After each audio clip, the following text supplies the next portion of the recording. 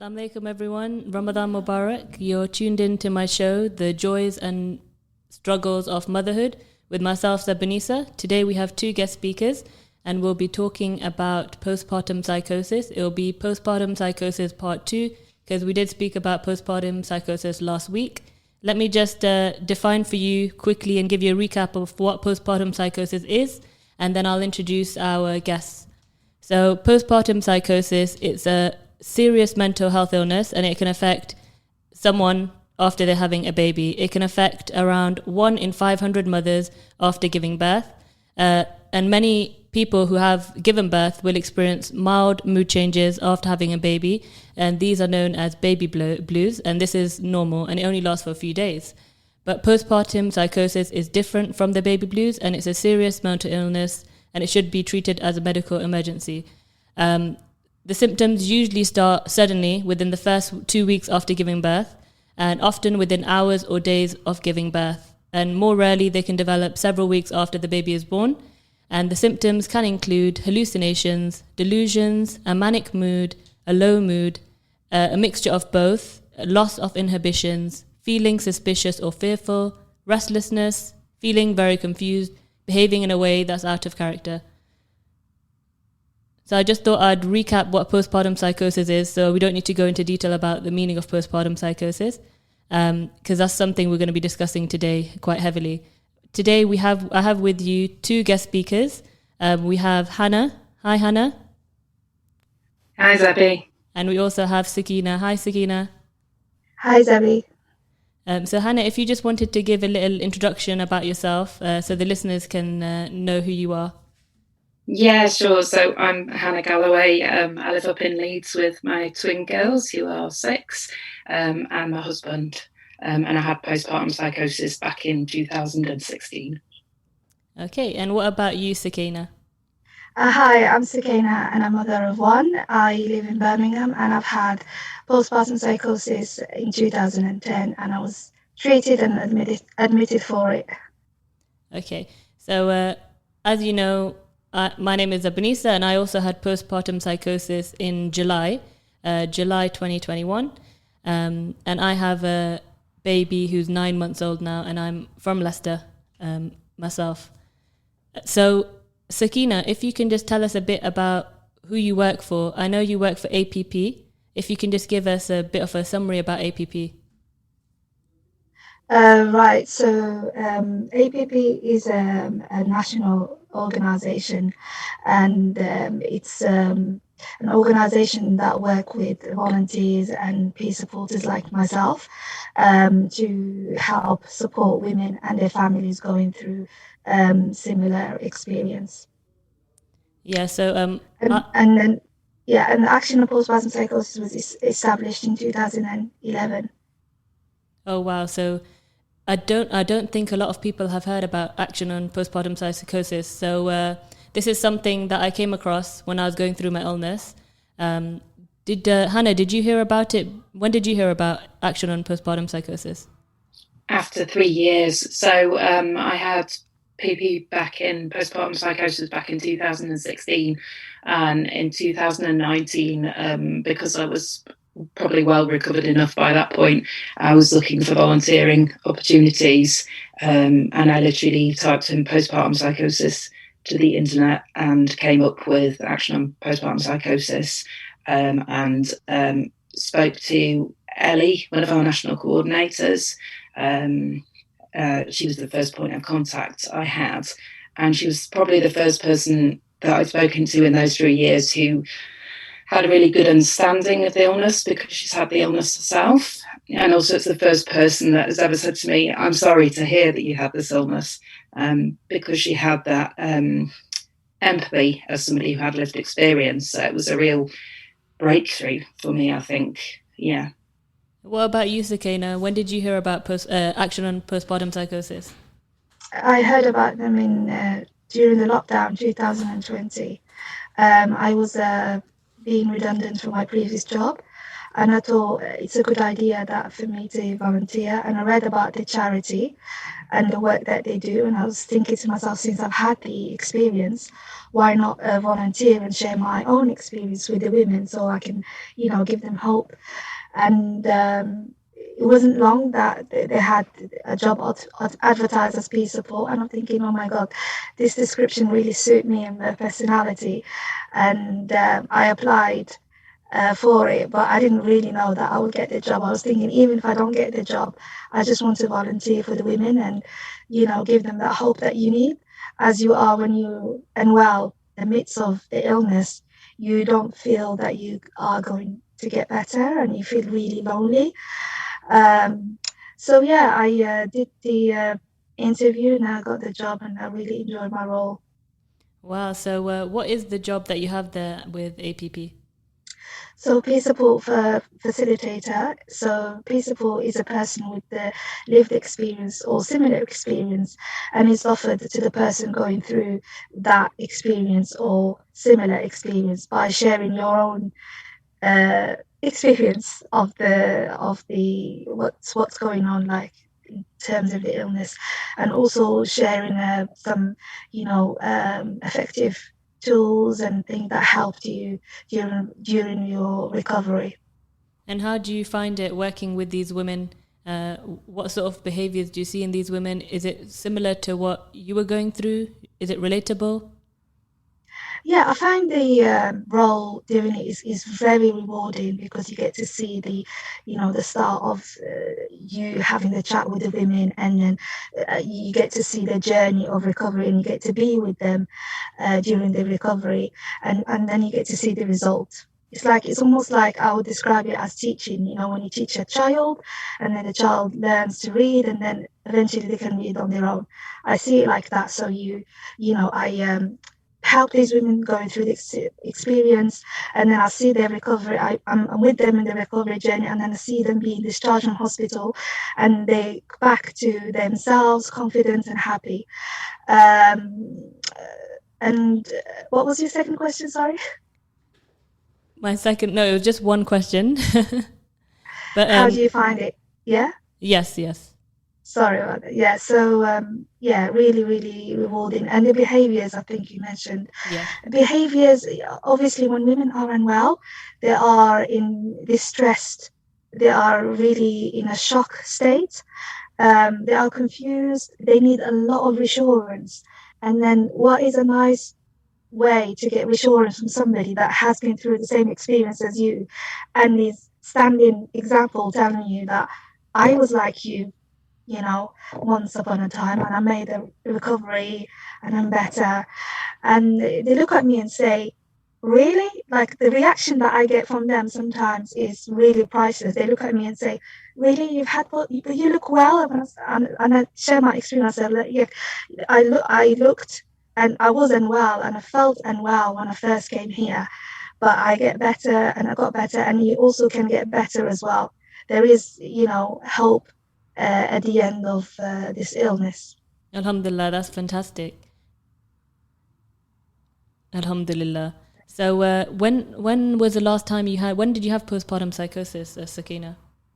I had it back in 2010. I know it sounds like a long time ago, but the reason I feel like, having postpartum psychosis back in the days, it's not what it is right now, because right now we have Action on Postpartum Psychosis, we have this organization, we have peer support, we have a lot of awareness than what it was back in the days. And we have also perinatal team. Back in the days, we had no perinatal team. You were treated by a mental health. They're not really specialists, but now you have specialists. In the ward, you have psychologists, you have obviously the psychiatrist, the nurse, peer supporters like us. So now things have really improved a lot. But back in the days, it was not so heard of. And I always heard this, and it really annoyed me. They were saying to me that, your type of illness is rare. And when people say that to you, they make you feel really, really lonely, and it's already a lonely illness, and you keep hearing that, you're thinking there's nobody actually like me. And even when I was admitted, not many women were admitted with postpartum psychosis. It was just me and another lady. So it was difficult to share your experience and to be open about it and discuss it with others when you know that nobody's going to understand what's going on with you. That makes sense. Yeah, I can imagine back, because you had postpartum psychosis in 2010 and APP only came about in 2011. So I can imagine there wasn't much support out there for you. Yeah, and I felt like I couldn't talk about it. I felt like this is something that I can't talk about it because it's so bizarre that people are not going to understand me, or they're going to judge me as crazy, you know what I mean? So it was really, really difficult to be open about it, and to get that reassurance. Right now, like, people are much more aware, and there's real awareness out there of postpartum psychosis. Coming to you, Hannah, in 2016 you said you had postpartum psychosis. Do you think there was much awareness in 2016? It's difficult to know. I had no awareness myself. So I'd seen, when I was pregnant, I'd seen a BBC documentary which was called My Baby Psychosis and Me. But the strange thing about seeing a documentary is obviously you can't see a mental illness. So I saw ladies who look very poorly, but you can't see inside their heads. So even though I'd seen that documentary in a way, when I came to be ill myself, it was still very much thought that PMD or postnatal depression was so common that was the thing that people pinned every time somebody was ill postnatally. That's what the first port of call would be. So that was the first diagnosis for me, which was obviously incorrect. So I think awareness was maybe growing because of the media. But like I said, it's a tricky one because it still needed to improve, and the mother and baby units at that point were growing as well. So the one that I was in, Leeds, went up from 6 beds to 8, but that's covering the entire of West Yorkshire or even Yorkshire. So if we kind of imagine how many people get ill with, women get ill with severe perinatal illness, it's nothing. And I think now it's up to about 10. And with postpartum psychosis, there's usually very little option with it being a medical emergency, but for somebody to be in a psychiatric ward, unfortunately, or a mother and baby unit, because you need that support and you need to be safe and your baby needs to be safe. And I definitely wasn't myself. I wasn't a Hannah I know now. For that Hannah, the Hannah with psychosis who needed the support and things, the mother and baby unit at least was perfect for me, because it helped me, like Soukaina said, it helps you to get all those skills back up and get your confidence back up and be in a safe place, really. So sorry, Sebi, I don't know if I've answered your question, but no, that's perfect. Awareness was starting, I think, through the media, but it's got a lot better. Yeah, definitely. I have to say, so because I had postpartum psychosis last year, I didn't actually hear about APP, Action on Postpartum Psychosis. They did have leaflets in our mother and baby unit, but I don't think they were like giving them to individuals. So I think that's something you probably do, Soukaina. You probably give mothers these leaflets about APP, but it's something that they should promote maybe more, because there's a lot of information about postpartum psychosis on the APP website, a lot of stories that people can relate to as well. Soukaina, do you sort of give people information about APP when you're working in a mother and baby unit, or?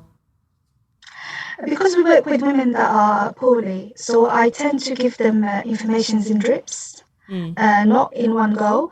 They see my role, and I wear like an APP shirt, and I introduce myself when they first come to admission, and I say that, I also been unwell. I've been admitted to this mother and baby that you are in right now. And then after that, we tend to do sessions like arts and crafts, and then the questions, and they get intrigued and interested to know a bit more about the organizations organically, like naturally, just as I'm supporting them. And they start asking me, so how did you get to this job? And what is APP, so what support they're doing, or and then we start talking a bit more in details about APP, and I tell them bits of my story about how I got to find out about APP, and at least they know that after recovery, when they go home, there is support out there. Because when you're in hospital, you're being treated, there's a lot of support on staff and everybody. But then when you become discharged, you realize that you are alone again. And so it can be, you feel that void. This is my own personal experience. When I was discharged, it was like bittersweet feelings, because I was really happy that I'm going to be discharged, but a little sad thinking that I'm going to be on my own and isolated. So organization like Action on Postpartum Psychosis, they help women to lessen that isolation and make them feel what they felt. Their experience was absolutely normal, and it's part of parcel of some motherhood, and that. So definitely conversations with patients do come naturally about APP and what they offer, and and everything else. I think the beauty about this, I find it really useful when women get peer support from me, and then they discharge in the community, and they continue getting that peer support from me whilst they are in the community. Oh, that's amazing. So the support is continued. Yeah, it's continued throughout the MBU, and then when they become discharged as well. And they know me, and I was part of their journey, and I'm still going to be with their journey after they've been discharged. Soukaina, it sounds like we need more of you in all of these mother and baby units. Yeah, definitely. To be honest, I feel like APP, Action on Postpartum Psychosis, needs to be a nationwide organization, because I feel like a lot of women, do have postpartum psychosis. Does it get recognized? Do they get diagnosis? Do they get help? I don't know. Like, I personally I'm not from like Birmingham, or I wasn't born in Birmingham. I was born and brought up back home in Morocco, and I'm thinking, if that would happen to me, or somebody had postpartum psychosis, how is this illness treated, and how the women are, being looked after while they have the illness? So I feel like Action on Postpartum Psychosis is one of the organizations that needs to be worldwide. Definitely. And I can imagine I know that you need a lot of support. So when you go back home and into the community, and you said you're from Morocco, so you must not have had many family members with you in the UK. No, at the time when I was in Wales, I was on my own, just me, my son's dad, and I used to spend a lot of time on my own. So even when I was deteriorating, there was nobody to tell me that. So can you imagine that I've actually kept deteriorating day after day after day, and then until I got to the point where I completely lost touch with reality. So and then it was like I was contacting my family. Then I was like, you need to get here. Luckily at the time, my mom still had her visa with her, so she came to support me after giving birth, and that whilst I was pregnant and gave birth, she stayed with me for a couple of weeks, 2 weeks I think, and then she left, and then I deteriorated, and then she came to support me, but they had no clue what's going on. They absolutely were shocked to see me in a horrific state, I'd say, like really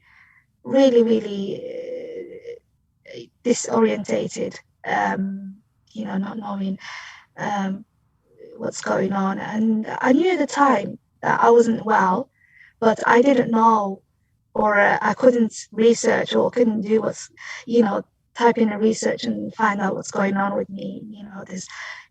I was quite limited in terms of things that I could do for myself, because I reached the point where I was completely unwell. Yes, I think we have all reached that point, and thankfully we've had organizations like the Mother and Baby Unit, the Perinatal Mental Health Team, and APP that have helped us out along the way. Sorry, did you want to say something? No, I was just saying, thankfully we've had the NHS, with us, and APP to support us as well. I have to say, when you're unwell, they really do come out their way and they do come and help you. And I'm very thankful as well for their help. Hannah, I just wanted to ask you, so if you can just tell us a bit about how your story of postpartum psychosis.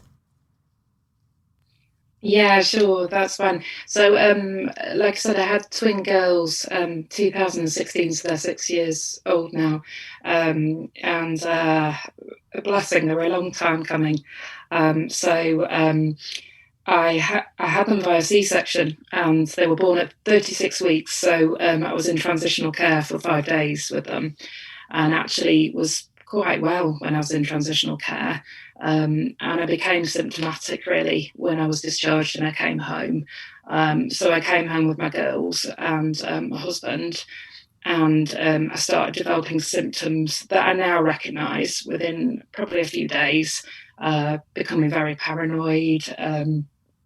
I started going from little sleep to no sleep, which I think is probably in common with you ladies. Yeah. I had altered perception of time, so I stopped being able to keep track of time.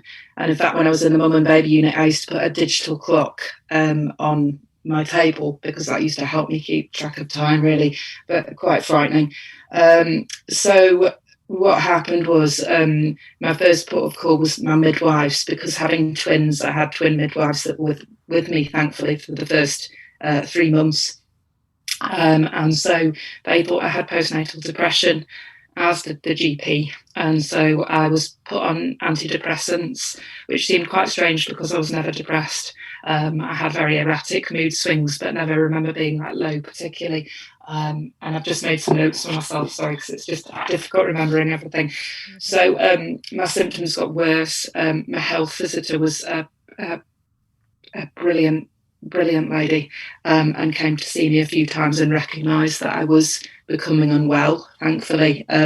She actually said to me, I said, I'm very concerned about the girls because I used to be very paranoid about harm coming to my babies. And she said, I'm not worried about your girls, Hannah, I'm worried about you. And that was the first time anybody had really said that to me. I reached crisis point, and when the crisis team came out actually at night to see me, and from there the perinatal team. So I had a visit from the mother and baby unit manager in Leeds, and can I just say, by this point we're at week 8. So wow. This was 8 weeks after my girls were born. So I was very unwell. I'd stopped eating, I'd stopped drinking. Thank goodness my girls were okay. I could still, as those mums do, I think my main thing was to keep my girls alive. So my babies were still being fed, but besides that, my self-care had completely gone. So a lady came up from the mother and baby unit and straight away recognised that I was unwell and said to me, we have lots of poorly ladies in the unit like you. And I said, what are you talking about, I'm poorly? I'm not ill. Because as you ladies know, it's a very insidious illness and it's very difficult to recognise that you're unwell yourself, because I was very paranoid about the world around me. So I was really fortunate that I was admitted to the mother and baby unit within almost straight away within the day, which was 4 miles from where I lived. And I spent 9 weeks in there with my girls. And my husband came every day because we were before COVID times. So we really kept together. And everybody had really supportive partners. But that's really where I started to...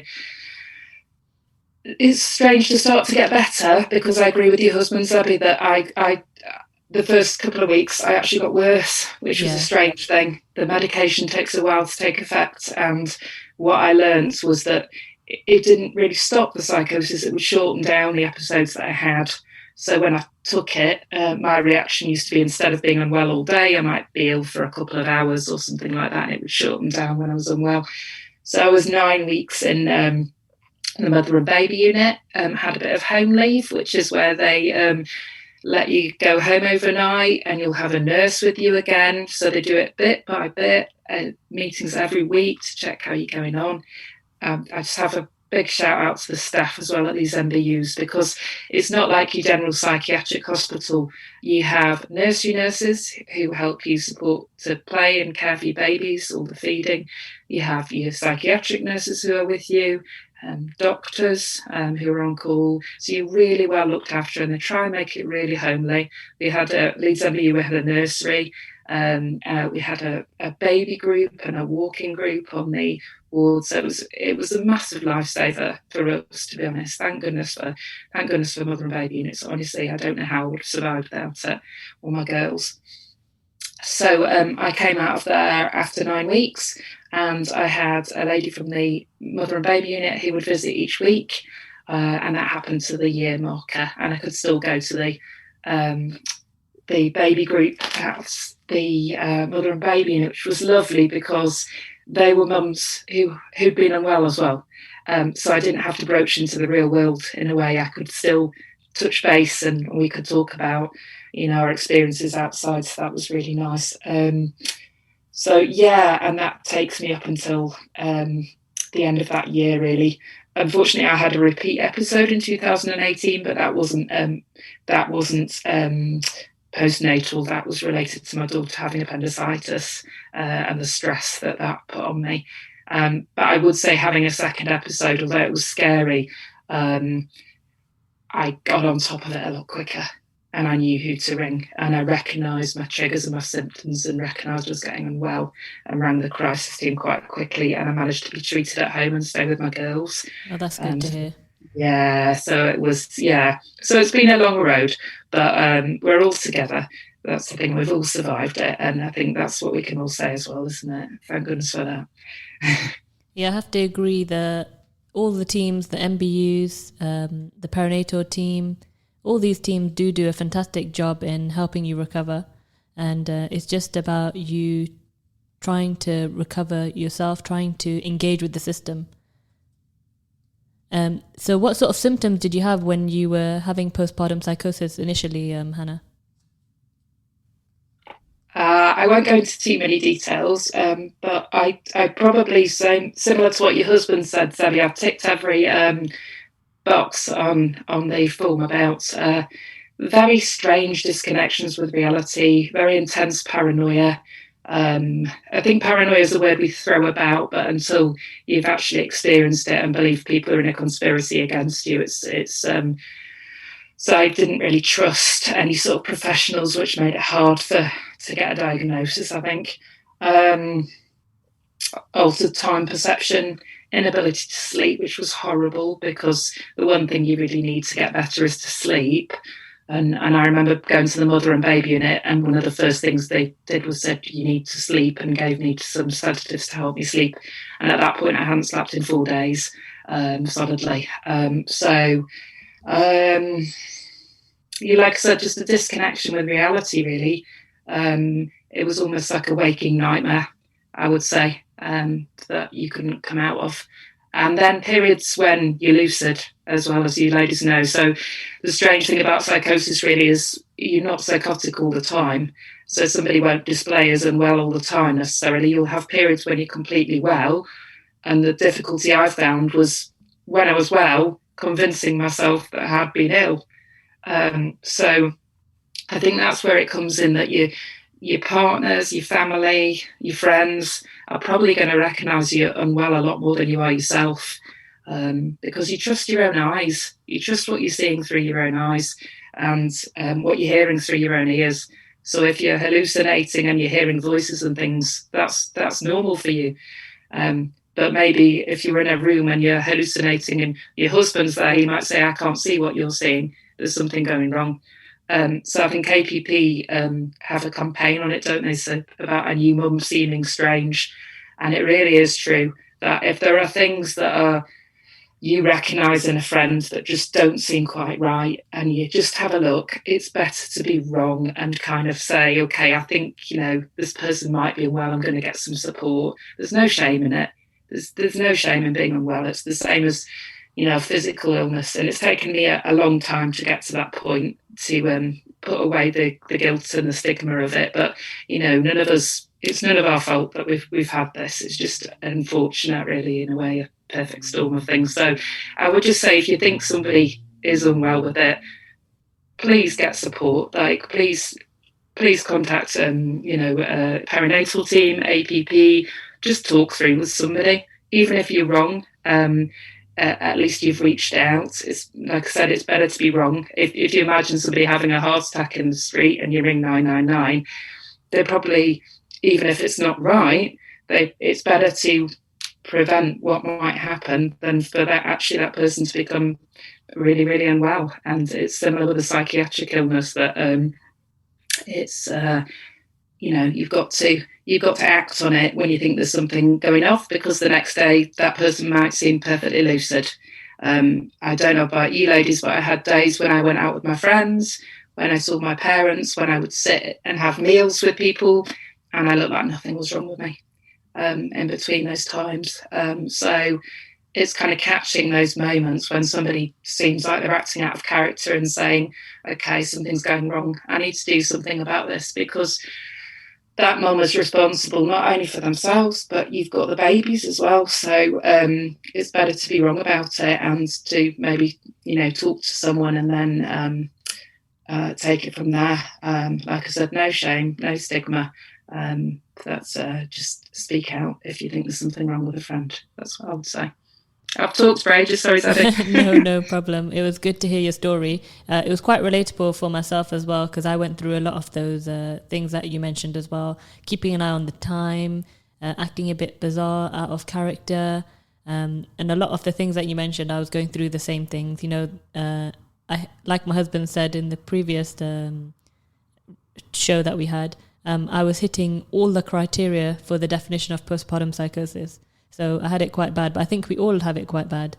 But with me, I was diagnosed within the first 10 days. I know you said you were taken after 8 weeks, so that's quite a long time. So I can imagine you deteriorated quite a lot. Yeah, I had. So like I said, at the point that I was admitted, I stopped eating and drinking. So it doesn't really bear thinking about what would have happened next, to be quite honest. But my husband was still going into work, obviously, because we were keeping an income going, and he was badly sleep deprived himself and didn't know what was going on. But yeah, my self-care was definitely going down, and a person who usually, showers and baths every day and would, eat and drink normally, all those things have just completely gone out of the window. So I guess there may be signs to look out for as well in a new mum, and it might be postnatal depression, it might be postpartum psychosis, but probably is a sign that somebody's poorly if they normally look after themselves, and all those things have just gone out the window.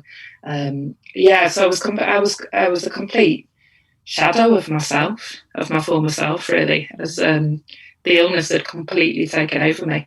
I guess you ladies were probably similar, but it was it's completely taken over every aspect of me, and that's really why you need to be in a safe place, because it's like getting rid of the illness and then building yourself back up again and getting to be able to be a mum again, I think. I think they really do help you to get into the phase of being a mum, so it's really great. What about you, Soukaina? How was your story, if you can just tell us in just a short version, because we don't have much time left now. Well, with me, I felt like I was like, it's almost like if I would describe baby blues as a station. So the first few weeks, I think the first 2 weeks, I felt like I had baby blues. And then the second couple of weeks I had like postnatal depression. I was really depressed, and I was just like looking after my baby in a robotic sort of manner. And then to the point where I got lost sleep, and I felt that I didn't need to sleep. I lost so much sleep, and I felt like, well, I don't need it. That's what mums do. They just stay up and look after their babies and they feed their babies. And at that point, that's when I really deteriorated and lost touch with reality. That's the sort of how I'll describe my how I was deteriorating. And because, like I said, I was quite isolated. I spent a long time on my own. It wasn't easy to spot the signs, if you know what I mean. been once with my friend and I was just talking too much, way too much, and I think she felt that something is not right there, but then she just assumed that because I spend a lot of time on my own and I don't get to speak to people, that's why I'm sort of accumulated all these conversations in my head. So I deteriorated, and I think my husband at the time, he didn't know what to do. It's actually not knowing what to do in these cases that can be a little bit scary. But like Hannah has emphasized, that there is help out there for women feeling, even if you feel a little bit low and you don't feel, up to doing things and you're not enjoying what you're doing, seek help. It's really important to catch it early. Then, things can deteriorate really quickly. So seek help. And even as speaking to the GPs are great at spotting the signs of even postnatal depression, if they're really good at that. Another thing I remember, I've actually had, because I've had no history of mental health, I didn't know that it was anxiety attacks. So before I had postpartum psychosis, I had a lot of anxiety going out. If we were to go out, I'd be worried about how I'm going to change a baby, how I'm going to feed the baby. But people are going to be looking at me and things like that. So I was dealing with the great levels of anxiety, and some of them was physical anxiety. When you debilitated that to the point where you have runs and runs of diarrhea, that's what I've had.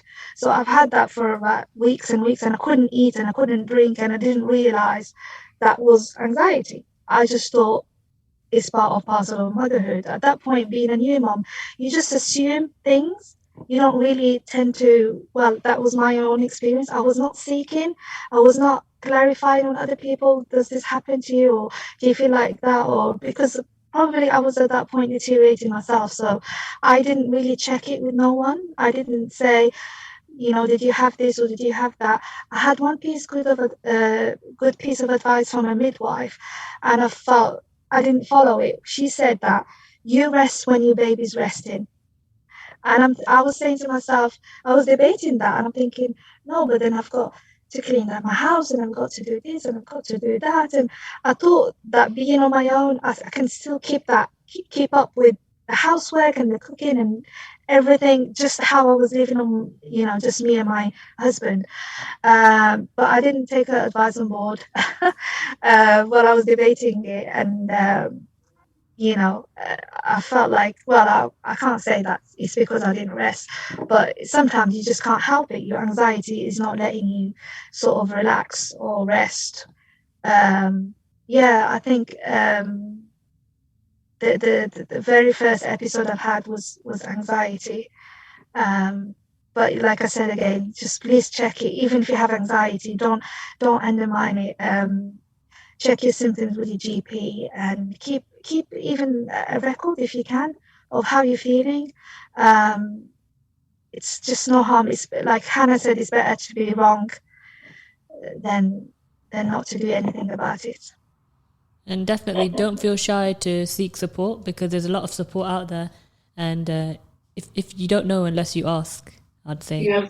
I was going to say, Zebby, as well, just really quickly, I think one of my greatest fears was having my babies taken off me. And I think people need to know that mum and baby units are there to really try and keep mums and babies together. That's the ethos nowadays. As unwell as I was, I managed to stay together with my girls. I had one night separate from them. And I'm so blessed for that, the relationship I have with them. Don't be afraid. They really do try, the perinatal teams, wherever possible, even if it's for a few nights, to separate you, to get you back together with your babies. So, yeah, I can imagine. Even I was having those feelings as well, where I didn't want to be separated from my baby. And I can imagine when you have twins and you're feeling so unwell, the feeling is more intense. Yeah, I think the feeling, because it's almost the opposite from postnatal depression. I was absolutely obsessed with my girls, so I wouldn't leave them for a second, as Soukaina was saying about. I literally, my poor husband, I wouldn't leave them in a room with them. I was so frightened of harm coming to them, which didn't do me any good. So all that drive was there anyway. And then I cannot imagine if I'd been separated from them in a psychiatric unit, general psychiatric unit, and I hadn't had, which happens still in Northern Ireland, no baby, mum and baby units. It needs to change. I had that as well before I was admitted to mother and baby, because there was no space at the time. I was admitted to 2 different units, which made me feel actually worse. I actually deteriorated there, and they had to put me at home and treat me from home. The community team was coming to treat me because I had absolutely no clue what's going on. And because I had psychotic episode, I felt like I was in prison. They put me in some sort of special mother prison for being a bad mom. So it's not a nice feeling, because all the time I was speaking, I was saying that, that I'm being separated from my baby, I need my baby. I was just talking about my baby all the time, that I needed him by my side and I don't need this. So this is just me, that the mother and baby unit was full. So imagine those women that go in to general psychiatric ward to get treated away from the babies. It does not really help their recovery. No, not at all. I can imagine it's probably very, very difficult. So I remember when you, Soukaina, you said rest when the baby rests. I think that was the most popular advice that I got given. As soon as people found out I was having a baby, I think that's the only advice I heard. That was the top of the list. And I was trying to figure out, what does rest when the baby rests mean? Was there any sort of other advice that you got before having your babies? I got that advice as well, but I said, which baby? Because I had 2. And one of mine had reflux. So she never really slept, bless her. And some advice I was given once was, well, you need to sit up all night with her. And I said, well, who will feed my other daughter? And so trying to think of advice I was given before. It's difficult to sort of remember. I think I had a lot of scare stories around the birth, and then I had a C-section anyway. But nobody ever mentioned postpartum psychosis. That was never ever mentioned ever by anybody else. So, but yeah, I think I had like Soukaina, I had the same advice: sleep when your baby sleeps. But with twins, that doesn't work. So. Bless you. We all got through it in the end, though. Yeah, we're survivors. We're here to tell the story. Yes, definitely. Yeah, absolutely. And we only have a few minutes left now. So if you want to, what sort of advice would you give to new mums in general? Go, and then Soukaina, if you have a few words. I'm going to stick to the original classical advice. Rest when your baby's resting. Rest is really important for a new mum. It's important for your body, mind, emotions, and we are so easily triggered at that time as well. So you have to look after yourself. Try to incorporate something that is going to be about you during the day, even if it's as little as watching a TV program, or doing something fun that is going to really sort of help you spend that time, or self-care thing. I know it's hard, I know it seems impossible, but I would say try to do that. And this is what I emphasize with women at the mother and baby unit, because we've got a whole team and we've got a creche time where the baby can go to creche. It's all about that mum alone time that she's going to spend. It's about her as well, whether they're doing craft or mindfulness or anything. That time is protected for her only, even if it's 5 minutes. Try and incorporate that in your day, because that's what's going to help you to recharge. And what about you, Hannah? We have about 20 seconds, so if you have any last minute advice. seek support. So lean on all your support networks. It's okay to have a takeaway or something. You don't need to be making meals every night and stuff when your baby's first born. Or if you get support from your family, your friends, whoever, if somebody offers to help you out for a couple of hours to let you sleep, that's okay. You're not expected to be Wonder Woman all at once. You're not changed completely. So give yourself a break. Soukaina's right. And I'd definitely say my advice would be, don't forget about you.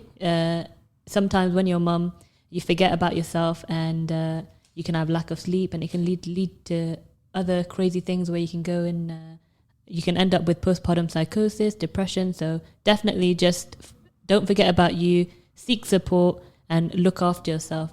I just want to say thank you so much, Soukaina and Hannah, for coming in today and joining us on Zoom.